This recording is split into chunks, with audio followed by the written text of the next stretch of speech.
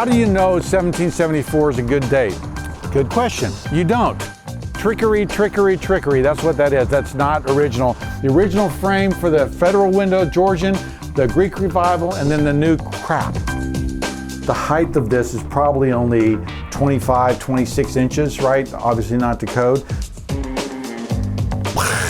I'm trying to figure all this out. I'm trying to put this together.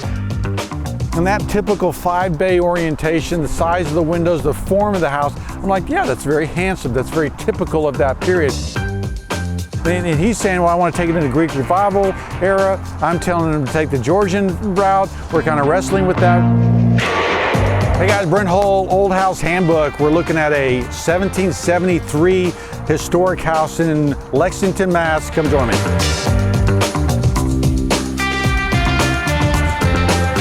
So 1773, what happens just a few years from now?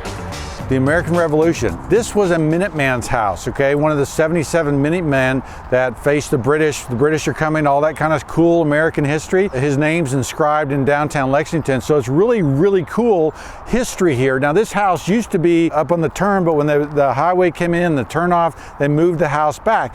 What we're gonna see when we look at this house is a bunch of different eras and periods and stuff going on in this house and a bunch of different clues.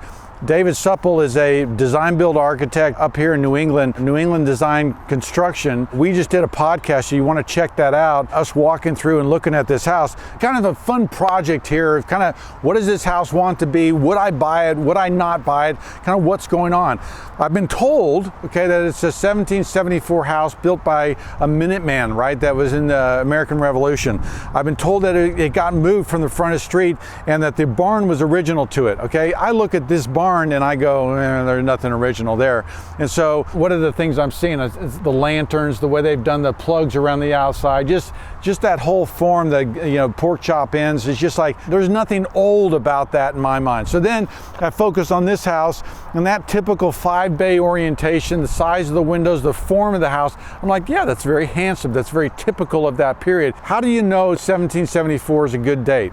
Good question. You don't, okay? And so you have to look at the form like this portico, this entry is deceiving, okay? Because that's been added later. Pull your eye away from that and kind of go, okay, yeah, that's not original. And so what ends up happening is you end up looking at the small little details and you look for clues. This form, that 5-bay form on a timber framed house in 1774, yes, that's great. That house is there, okay? But all of these other things, that addition on the side and some of the scaling and some of the, that front portico, and I've been inside and kind of looked around, I am now starting to look for clues of what do I go back with? What does this house become? Is it easier to take it into a Greek Revival? Is it easier to make it Colonial Revival? Is it easier to take it back to Georgian? And that's one of the challenges kind of when you're buying and selling and thinking about redoing these houses is whether there's going to be it's money well spent to try to fix this house up based on kind of what it is and what's left, because it's been changed up quite a bit inside that we'll see. It would take quite a bit of sleuthing, maybe weeks of sleuthing to try to figure out what's original, what isn't. And certainly a visit to a local history person might be able to clear up some of that faster, but that's the kind of digging in we're trying to do. That's what makes this hard, right? I don't look at this and walk up and go, oh my gosh, that's a great colonial house. I don't look that, right? I look at it as like, that's interesting, maybe, right? That's kind of where I'm at with this. But if you look at the gable end of this house, you see Greek Revival elements. So we know that there was some stuff that happens in the 1830s here. And so kind of that early Greek Revival period, we're gonna see it around the front of the door frame.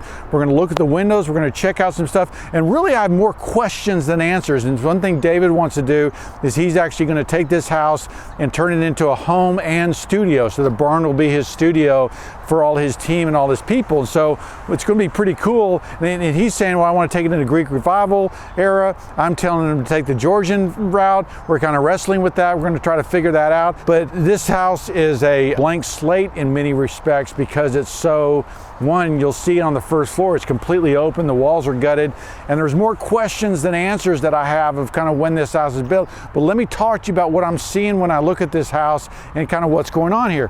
One, the Greek Revival. Why is that Greek Revival, Brent? Notice the size of those corner boards. They are like mini pilasters, okay? okay? And I just spent some time in Western Connecticut, and sometimes those corner boards will actually be paneled out like mini columns. And so that's what that's meant to represent, is that column templed front, okay?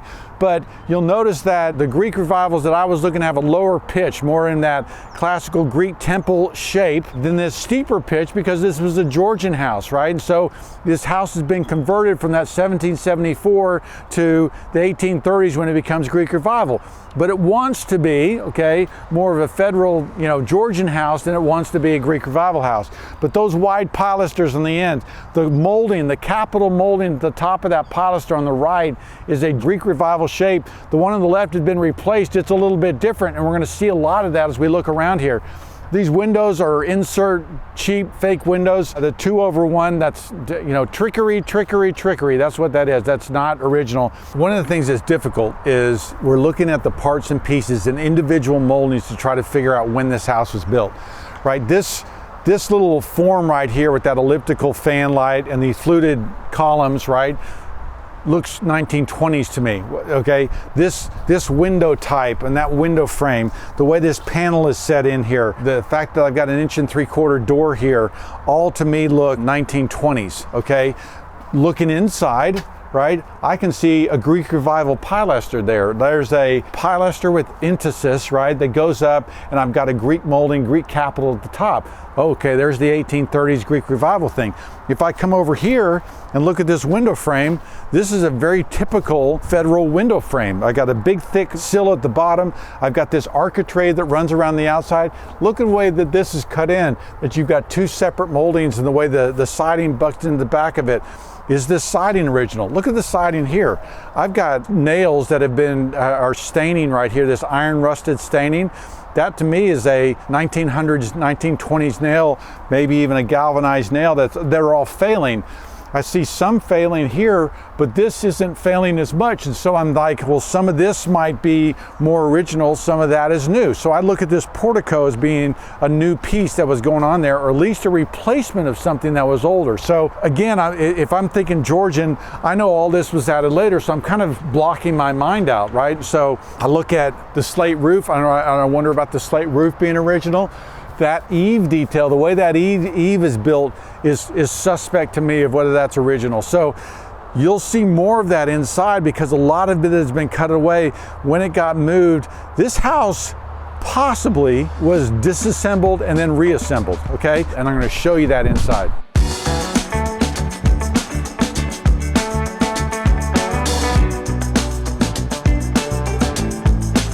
Okay, so what's original, what isn't, right?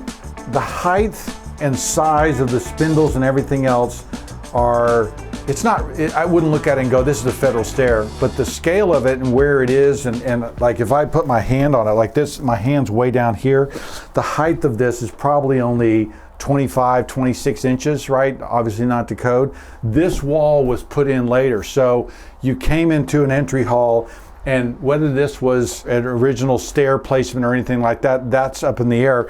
This floor, right, that oak floor, that's not original, and I'll show you the original floors inside there. So as far as putting together pieces, again, if I'm looking for something Georgian, there's nothing Georgian so far, okay? So just in this entry hall. Let's go to this other side. Okay, so look what I'm looking at. There's an I-beam, right? Obviously steel I-beams were not around in 1774. We were just on the other side of this wall. We were looking at, there's sheetrock. There's that stair going up, okay? I'm looking at members in here. There's some knob and tube wiring right there, okay? These joists in here are all sawn members, okay? And we'll walk around the other side, but I've got wide plank floors as my floorboards, but I've got sawn lumber in here. So it's making me go, what's going on? Let's go around here. I'll show you some more interesting stuff. All right, so now standing in here, look, there's the wide plank floors that I'm always looking for, right? This is the wide plank pine floors. Look at the sheathing on that wall. I mean, there's a board there that's 22 inches wide. really wide stuff. I'm looking for hand-hewn material. The only hand-hewn materials, I've got a beam running across there, I've got a corner beam, I've got another beam, hand-hewn, everything else is sawn, okay? So if you're looking at just kind of sawn material and kind of when that was available, Jackson, my son's idea was that these members might have been reused and resawn because there's a board behind you that has adze marks, right? Chopping marks, but then sawing on the side. What's going on, right? Look what's happening over here. This is really interesting. I'm looking at a window frame right here, and right in here, where my fingers are, I've got pulleys, okay, that are put in here, okay? And I've got a cut nail right there, okay? Now, if you're gonna date things, wrought nails, handmade nails were pretty consistent from the early 1700s into about 1820, 1830, because that's when industrialization comes on and we first start having cut nails. So from 1820 to about 1890, you have cut nails. And then after 1890, you have wire nails, okay? So now all of a sudden I'm looking at nails, okay? Nail technology to help me start dating stuff. So I've got a window frame, okay, with pulleys cut out, okay? Because remember, in 1774, most windows were not even double hung, they were single hung. The bottom sash might have opened and closed, especially a rural house like this, might have opened and closed, and a peg or a stick might have held the sash open. If you even did that, the upper sash would have been fixed. If you remember the Shaker house we saw with my old instructor, they had small, that's the original window, right, type that would have been here. So the windows were taken out of that Georgian house, put in the Greek Revival era with these frames, and now in 2000 or 2020, they put in these frames. So you're looking at 3 eras of windows, right, in this house. The original frame for the Federal window, Georgian, the Greek Revival, and then the new crap, the new crap period. Look what's going on here, okay? This is a corner post, okay? And it's connected to these other beams that are all timber framed, okay? But this is sawn out, okay? They've cut the corner out of this beam. Now, what happened in colonial houses in probably the Victorian era is they looked at houses that had corner posts that would have stuck out into the room as being old-fashioned. So the thought is that you wanted to hide those corner posts because that would have shown modern framing, that your house was newer, it wasn't an old house that needed to be fixed up. So they were cut out. So how did they cut that out without having to take it apart, right? And so that's where that theory of, maybe they took this thing apart and redid it and they resawn these elements. All my joists, all my floor joists are sawn material that are 2x material, and yet we've got wide boards up there, but the nails that are coming through and attaching it to the thing look like wire nails. So I'm trying to figure all this out. I'm trying to put this together. I've got an old door frame right there, and I've got sheetrock over the door frame. And so that's why I'm sitting there going, there's more questions than answers here. I want to go upstairs and kind of show you some details up there that kind of confuse this even more. So let's check those out. All right, so dating all of this stuff, right? This maple floor is not something that's historic. We did look at this, like that newel, or that intermediate newel up here looks like a Federal newel to me, okay? But the handrail and everything else could be this round baluster, could be, right? It's just unclear. Look at the trim around here. I've got a beaded trim, okay, this bead that runs around this opening, and then there's this plank. That's more Greek Revival. Look at the hinges, okay? I've got a cast butt hinge, okay? So before and right behind you, there's a 5-knuckle hinge with a ball finial, okay? So that 5-knuckle hinge is a pretty typical 1900s hinge. This cast, okay, because that's steel, right? That's turned into a 5-knuckle. This is cast, basically 2-knuckle, and then you might be able to lift this off. Yeah, so you can lift this off. There's a pin in there, you could lift that door off. That's an earlier type hinge. So this, to me, looks more like Greek Revival, right? But this door type with this 4-panel pretty typical. 4-panel doors were common, but the way this is made more like a new door. So I would even say, in other words, it's not a Georgian door. Georgian doors oftentimes were just 1 inch thick. These doors are 1 3/8, so it's more of a kind of a manufactured from a mill kind of thing as opposed to handmade. So if we look at this, right, there's that 5-knuckle hinge. We've got slotted nails. We've got the ball finial. I've got a through mortise and tenon. So this is a pre-1900s door, right? Maybe early 1900s. I've got a mortise hardware. This to me, this molding is kind of Greek revival-y to me. And so, maybe this door is early 1900s, maybe 1890s. And so the challenge here is there's nothing Georgian in this house. There's nothing federal in this house. Look at this mantle. This is a Greek revival mantle, okay? And so this house, again, we kind of go back to, what is it? What does it want to be? We've got the original frame and skeleton of this house is a Georgian house, but we've got all the parts and pieces are Greek revival and later. So what do you do? Let's go outside, we'll talk about it.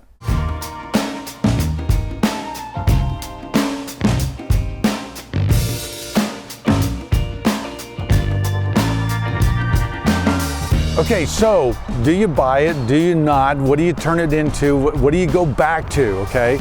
And the problem or the challenge of taking this Georgian is, and wanting to be pure, okay? Now David, it would be more contemporary on the inside, so this isn't as big a deal, but the Brent brain, sitting here thinking about how I would do this, I'm looking at it going, I wanted to restore it. I want to take it back to that 1774. It's a Lexington, it's a Minuteman, it's an early great Providence, okay, that I want to take it back. But the problem is I got to build mantles, doors, the plaster on the wall, the floors look to be in good shape. I got to put new windows in. And so there's a lot of work I got to do to this house to take it back because there's not much still there. The Greek revival, let's say the Greek revival approach. Well, there is Greek revival stuff there, but you still have to do the windows. You still have to kind of do some doors, right? There's going to be a mix of different elements going on here as far as, what your hardware looks like, what your mantles look like, how it's kind of laid out. And so even taking it to the Greek revival, even though on the side I've got a Greek revival face, I don't sit there and look at the face of this house and go, oh, it's Greek revival. So there's work to do there. So maybe this is just you take it in the direction of a colonial revival and you try to tell a fun story. You try to say, oh, this is the original house, it had a Greek revival addition on the backside, and maybe you're playing around with it that way. But this is a challenge. This is a harder one because the fabric of this house has been fixed and moved and changed so much that I don't think it's easy. I don't think it's easy to figure out. So this house, old house handbook, I have more questions than I have answers, and there would be a lot of sleuthing that would be going on here because there could be some good finds there. But the history's here, the story's here, and I think it's got huge potential. I'm probably buying this, but I'm probably trying to be careful with the dollars so that I don't kind of lose my way, get upside down on this one, and just trying to be careful. So if you were going to do a cost comparison, and again, if you're doing a historic preservation, that's going to be the most expensive because you're going to, hand plane doors, you're going to do things that are going to be kind of purist, right? And then there's I just want to get close, okay? And let's just stay in that category because most people don't want to be that guy, even though I can be that guy. So if we're just staying in there, we're going to mostly get it right. Going Georgian is probably your most expensive because there just isn't much Georgian there. Greek revival is probably second, is probably because there is Greek revival elements in there.